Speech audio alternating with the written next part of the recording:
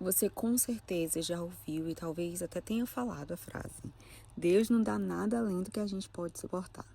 Mas você já teve a sensação de que isso não é verdade? Será mesmo que Deus não permite nada além da nossa capacidade? A Bíblia diz que a fidelidade de Deus não permite que sejamos tentados além do que somos capazes de suportar. Está lá em 1 Coríntios 10. Ele permite a tentação, mas ele também providencia o escape. Agora, quando se trata das dificuldades da vida, não existe um lugar na Bíblia que Deus não nos dá lutas além do que podemos suportar. E talvez isso não pareça encorajador, mas você sabe que é verdade. Muitas vezes nós passamos por situações que são praticamente insuportáveis. E a Bíblia está cheia de exemplos assim. Paulo mesmo tinha um espinho na carne, pediu repetidas vezes para o Senhor para removê-lo e a resposta de Deus foi: não, a minha graça te basta. O próprio Jesus pediu ao Pai: passa de mim, Senhor, esse cálice. É difícil demais. E o Pai disse o quê? Não, vai ser feita a minha vontade. A gente não é Paulo e muito menos Jesus, e longe de mim aqui esteja de tentar me comparar, mas às vezes parece que a gente está ouvindo a mesma coisa. Especialmente quem já está caminhando com Jesus há algum tempo, em algum momento, vai ter esse sentimento de que será que Deus me abandonou? Será que Deus me esqueceu? Eu tenho tantas promessas, por que nada disso acontece na minha vida? E você vai viver momentos onde você está pregando sobre a fé e na sua cabeça você está pensando, mas eu também não estou tendo fé. Mas sabe o que é mais lindo de ler a palavra? É que a gente se encontra nela. O Salmo 73 foi escrito por um homem de Deus, um levita, filho de levitas, músico, líder de adoração, um homem extremamente importante na congregação de Israel, escolhido como líder pelo rei Davi.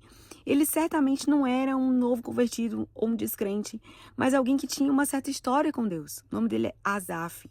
E ainda assim, quando lemos o salmo que Asaf escreveu, o Salmo 73, nós podemos ver uma crise interior que ele estava passando, e todos nós podemos, de alguma maneira, em algum momento da nossa caminhada cristã, também nos enxergar. Asaf começa dizendo: certamente Deus é bom para Israel, para os puros de coração.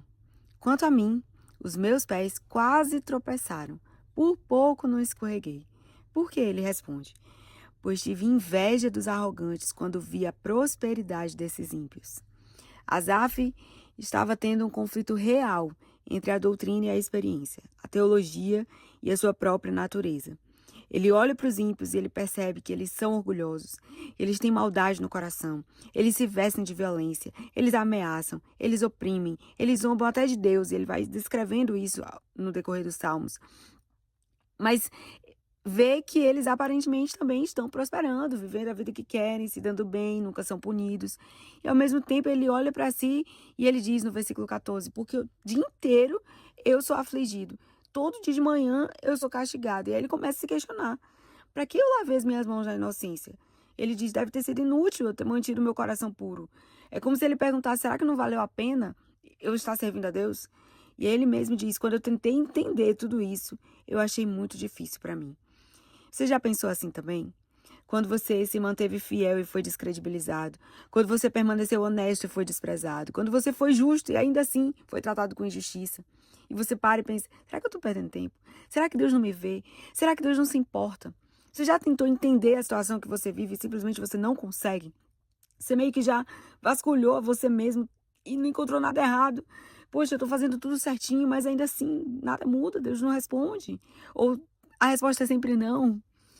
Uma coisa é certa: Asaf não escondeu os seus sentimentos do Senhor, por mais confusos que eles fossem.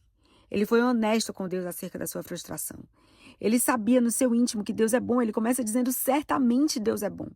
Mesmo que eu ainda não esteja vendo essa bondade com clareza na minha vida. Talvez se Asaf fosse honesto assim com seus irmãos da igreja, né, com os líderes, ele ouvisse algo do tipo: Asaf, você precisa buscar mais a Deus. Asaf, você está muito carnal. Asaf, isso é só a alma gritando, põe ela no lugar. Asaf, você conhece Deus, para com meninice. Mas Asaf não estava sendo carnal. Na verdade, ele continuava sendo um homem espiritual, que vivia honestamente em um mundo real. Ele estava tendo dificuldade para entender a realidade que estava acontecendo diante dos seus olhos. O fato da gente ser espiritual, de ter nascido de novo, não anula a nossa humanidade. E é confortante saber que Deus não fica desapontado com as nossas ansiedades. Ele não condena as nossas crises e ele não foge dos nossos questionamentos. Foi exatamente por conhecer o Senhor que Asaf não deixou que a sua crise interior o afastasse de Deus, nem que a sua própria mente o dominasse e condenasse. Pelo contrário, ele trouxe isso para o Pai. E aí no versículo 17, no meio de toda essa crise, ele diz, até que eu entrei no santuário de Deus e então compreendi o destino dos ímpios. Quando Asaf entrou na presença de Deus, ele experimentou algo diferente. Ele acessou uma perspectiva diferente. Ele viu como Deus vê. E então ele compreendeu. Não era que os problemas não eram reais, não era que os ímpios não estavam se dando bem, era Asaf que estava precisando de uma nova visão. No meio da sua frustração, ele perdeu a perspectiva da eternidade. E é nessa hora que ele reconhece, ele diz no versículo 22, eu agi como insensato e ignorante. A minha atitude para contigo era como de um animal irracional. Contudo, eu sempre estou contigo. Tu tomas a minha mão direita e me sustens. Tu me diriges com o teu conselho e depois me recebes com honra. Asaf entendeu. O Senhor está sempre comigo. O Senhor está segurando a minha mão. O Senhor nunca me deixou. Enquanto eu tenho inveja dos ímpios, o Senhor tem me sustentado. Enquanto eu olho para a injustiça, o Senhor está me guiando com o seu conselho.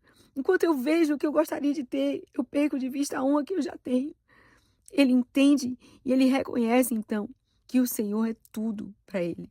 E aí vem a parte do Salmo que talvez todos conheçam, quando ele diz, a quem tenho eu nos céus, senão a ti? E na terra nada mais desejo, além de estar junto a ti.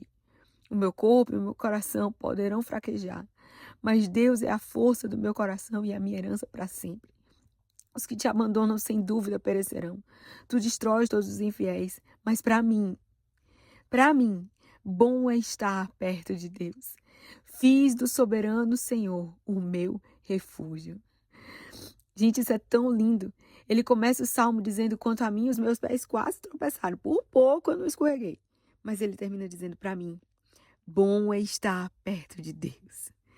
Não deixe as suas crises te conduzirem para longe de Deus, mas permita que elas te conduzam para perto dele.